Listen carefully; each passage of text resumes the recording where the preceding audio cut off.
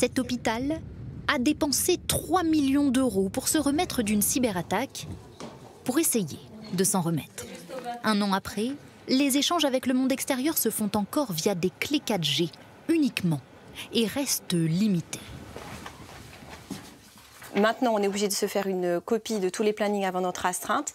Et auparavant, en fait, on avait un accès sécurisé à distance de la maison sur nos ordinateurs pro.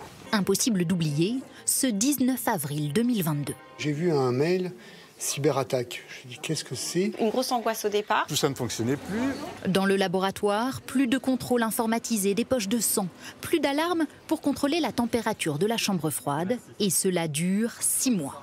Donc on a été obligé de mettre une règle interne avec un contrôle tous les 4 heures par les techniciennes le jour et par les services de sécurité la nuit pour vérifier que la température était toujours conforme aux normes. Aucune incidence pour les patients.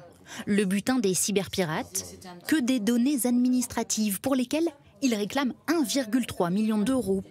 L'hôpital refuse de payer, mais investit en urgence. Il s'agit de renforcer le château fort de notre sécurité numérique.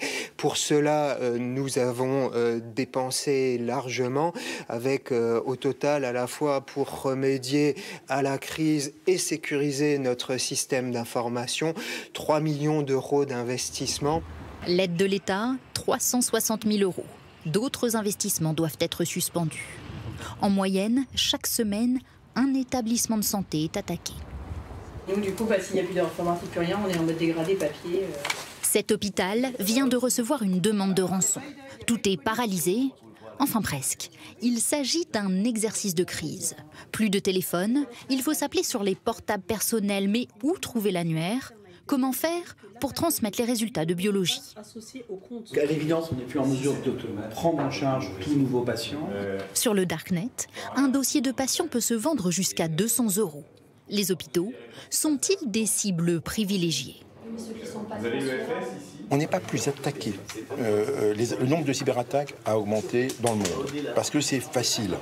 On a une augmentation des cyberattaques dans les hôpitaux, mais de manière parallèle au nombre de cyberattaques sur l'ensemble des organismes, villes, communes.